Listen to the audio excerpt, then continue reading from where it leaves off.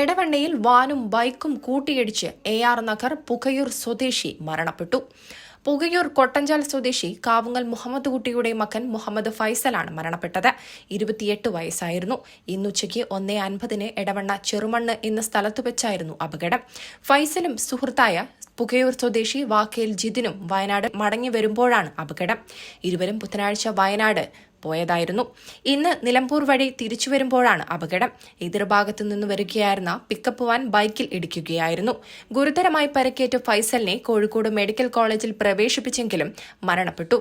ജിതിന് നിസാര പരിക്കേറ്റു.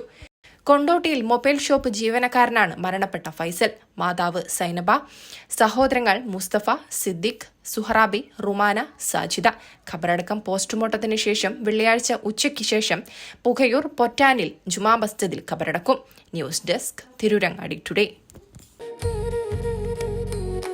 അഴക് അത് പൊന്നിൽ തീർത്ത കവിത പോലെയാണ്. മാറുന്ന കാലത്തും മങ്ങാത്ത ഭംഗി.